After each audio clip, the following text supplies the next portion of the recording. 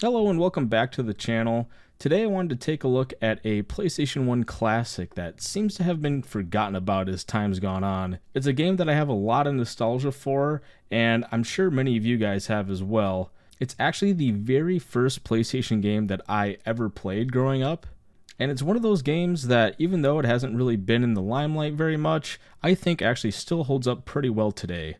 So without further ado, let's take a look at Jet Moto.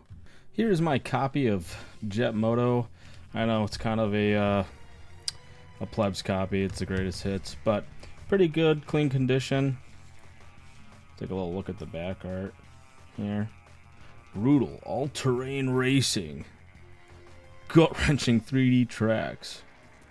Yeah, I can't remember the exact date that this game was released, but it was a pretty early title in the lifespan of the PS1. Never had a long box release, so we know it wasn't really in that first year. I'm thinking it was like 1996. Let me take a closer look. 1997, it looks like, is what's labeled on the packaging here, but it is greatest hits, so it could be a little bit earlier, but 1997 sounds about right.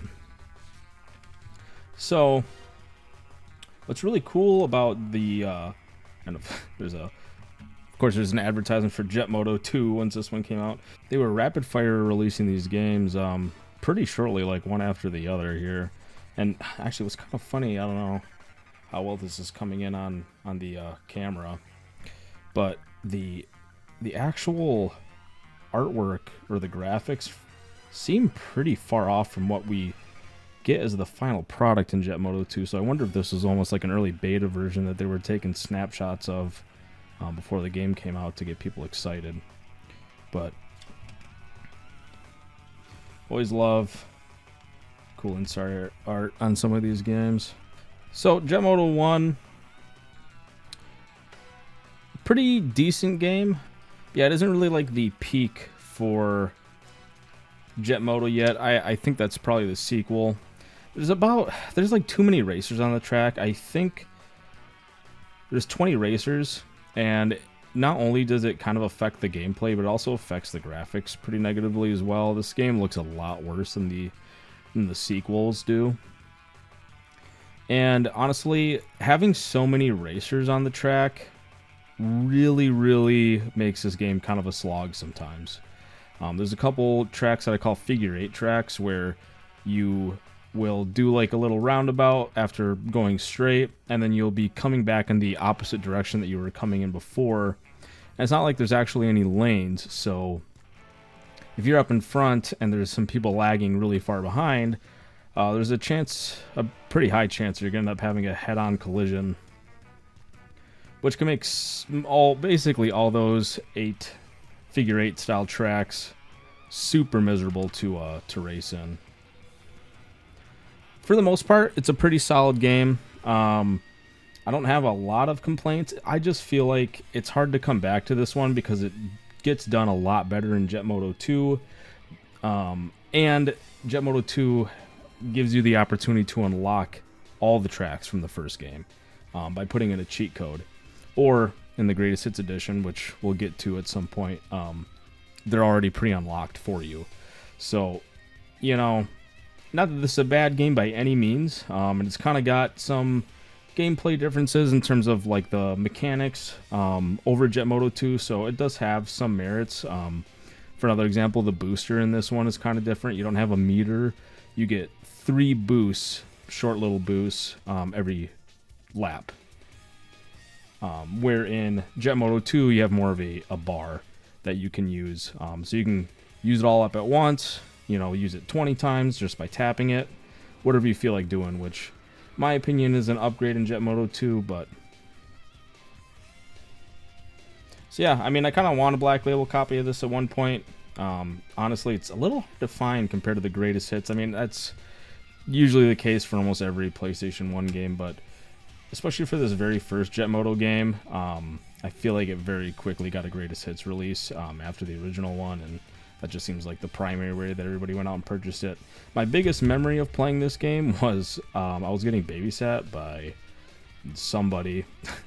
Can't even remember who now, but I had Jet Moto 2 at home, and had a PlayStation 1 and I was sifting through the PlayStation games to have something to do, and this showed up in their bin, and I was like, oh my gosh, I never got to experience this one. I don't really recall liking it or not. I was pretty bad at both.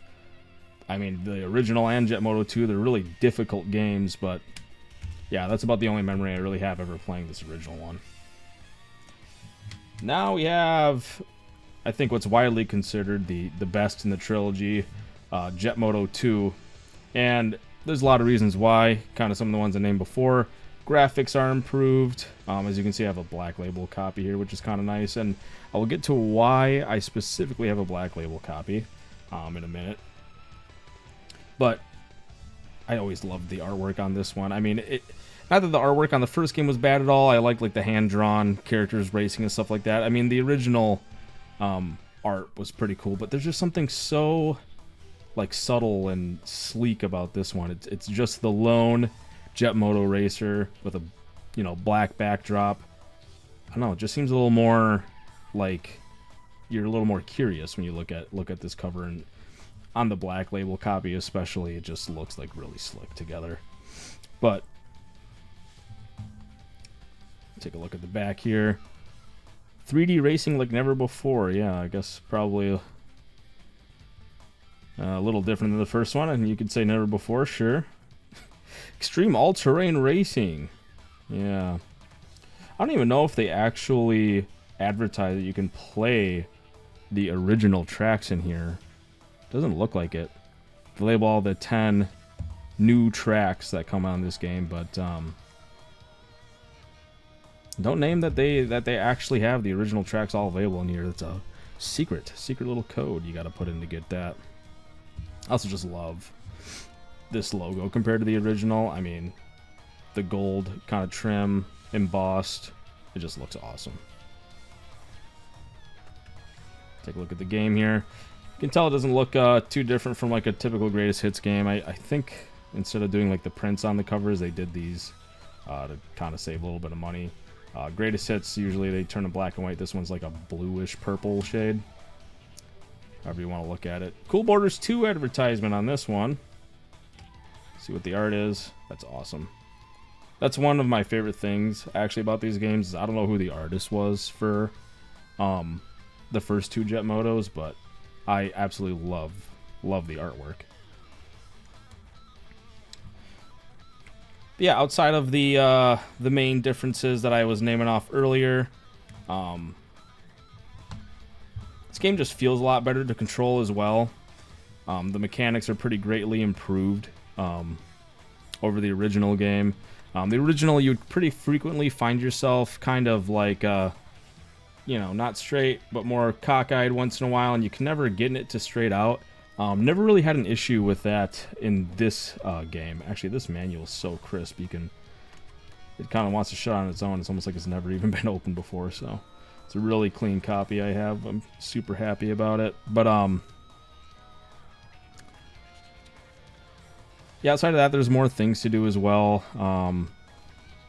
You can actually earn medals and stuff like that as you race, where the other game you'd kind of finish championships, and it was kind of cool because you would unlock tracks as you raise the difficulty, but really all you were trying to do in that game was unlock all the tracks by playing the tournament mode and all the different difficulty levels. But in this one, you actually get medals for completing different objectives and doing like the tournament mode in different difficulty levels. So gives you a little more like replayability, something to actually like play the game to achieve. They also kind of changed the way the riders worked in this one as well. There were a lot of stats. I think there were like 4 or 5 different stats on the original game, where this one only has 3 that you have to worry about. You can consider that a good or a bad thing. I think it's kind of nice because it simplifies the racers a little more. In the other game, they had a much wider variety of racers to pick from, and it was almost kind of overwhelming and a little pointless because you got a lot of racers that were kind of duplicates, or they just were so bad that they were never even worth racing with. So this one's a much tighter cast of characters. And like I said before, this is actually the game that I first ever played Dad came home with a PlayStation 1, you know, popped this game in on the CRT, and I suppose the rest is history. I remember my first track, I think, was Roller Side that I ever played on.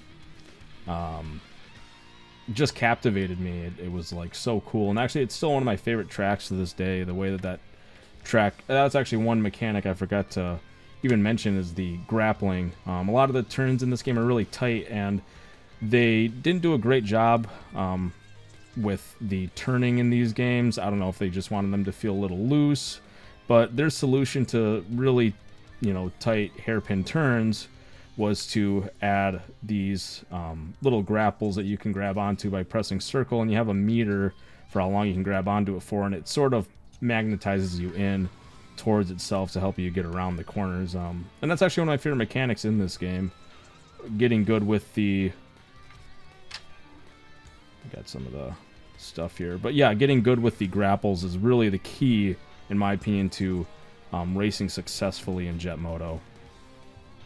And that is in the original game as well.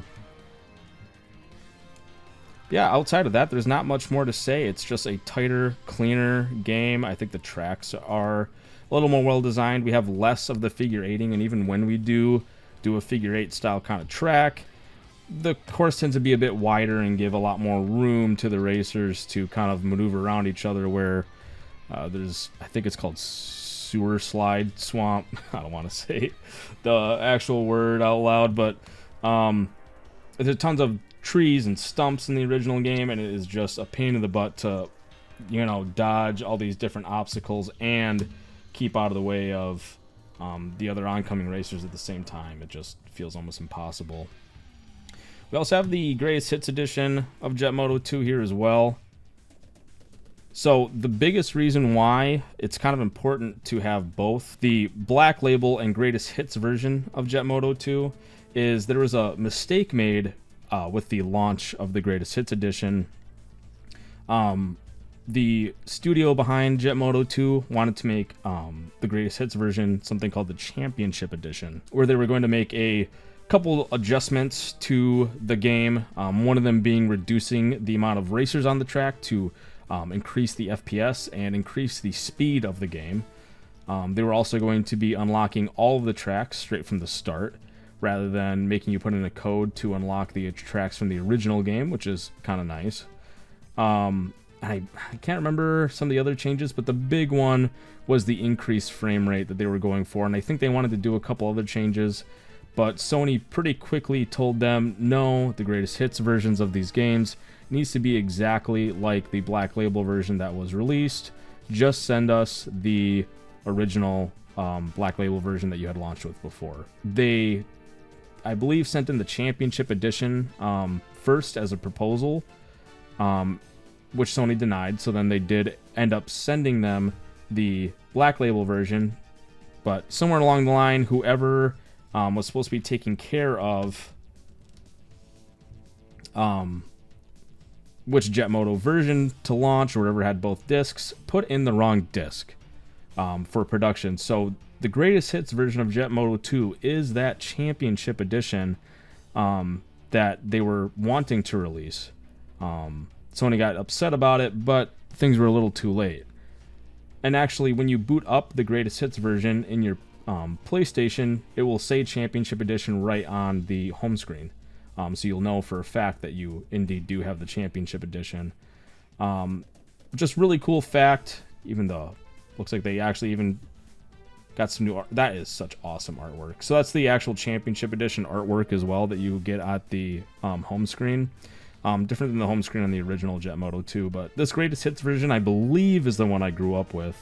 Can't confirm because I don't have my original copy, but I believe the Greatest Hits versions of games usually were a little bit cheaper than Black Label, and, you know, for a young kid like me, I don't think my dad really cared. He would rather pay a little less and get a Greatest Hits version than pay top dollar for a brand new game. Plus the Greatest Hits, I mean, the way they're labeled, you kind of like know it's going to end up being a good game. Let's see if it actually even says anything different on the back here. Oh, hard to say because I have this sticker. Oh, great. Let's take the sticker off right on camera. But, yeah, right off the bat looks exactly the same, so Not a big deal. This copy I have, really not quite as nice as my black label. Something I kind of picked up last minute. Maybe I'll look for a better condition one in the future, but truthfully, I don't really recommend this Championship Edition one. It's not really that well optimized. Like, they did increase the frame rate and all that stuff, but at the end of the day, the Championship Edition was sent out as a proposal, and I don't think it was fully fleshed out. It is almost impossible to race in this game with the reduced racers. And honestly, it almost feels a little too barren. Like, I think there's only 4 racers on the track at all times, including yourself. And honestly, yeah, even the manual looks exactly the same. Nothing indicating that there would be anything different from this version compared to the black label, which is a little deceiving because they are quite a lot different from each other. Just in the racers on the track alone. But yeah, I can almost end up feeling like there isn't enough going on with only 4 racers. And with the speed being so increased, I mean, you would have to be an absolute expert. I've tried racing in this game, and it's just a disaster. Oh, this one's actually still got mail-in. Wonder what you could get. Look for these hot titles. Can you get anything? What's your favorite type of sport? It's just one of those questionnaires. But yeah, so I mean, pretty cool to have both, you know, just for historical reasons. But truthfully, yeah, greatest hits version, even though it does make some changes that sound kind of good on paper, ends up being, I think, a worse overall product. It's just the tracks and the racing in general was not designed for the amount of speed they put into this game. You're just gonna be flying off the course, crashing, dying nonstop. I can never win on a single race in this version. It's almost impossible. But that brings us to our last game, and this one is actually not designed by the same studio, although it does say 989. There's different internal studios at 989. I think 989 is actually just the publishing studio anyways. But Jet Moto 3, made by a completely new team, along with, so if you didn't know, on the original 2 Jet Moto games, they also made the original 2 Twisted Metals. And there's a pretty noticeable decline from when they were making the Jet Moto and Twisted Metal games to when they got tossed off to, both those franchises got tossed off to new studios. In my opinion, Twisted Metals 3 and 4, perfectly fine and decent games. But Jet Moto 3 here, I've given it a couple different chances, and I just really, I can't get into it. Definitely my least favorite out of the 3.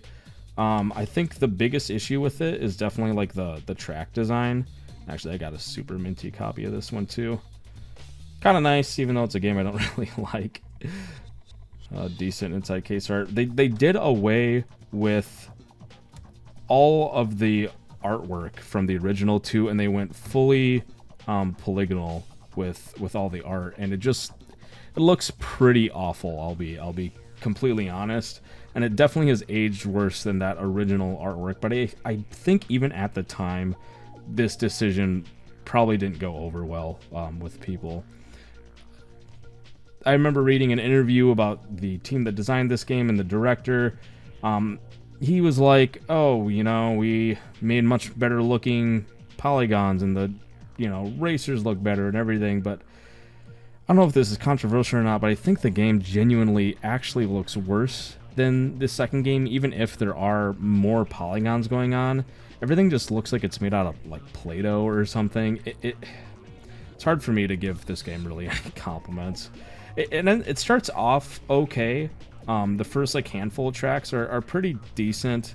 It's when you start getting into like the another thing I forgot to mention too is the way that they have the difficulty settings on the different tracks, or how you can tell what track is harder than the others. It's kind of like when you go skiing. It's like black diamond is like the hardest, double black diamond's like, you know, super even harder than that. And I think there's like green triangle or something.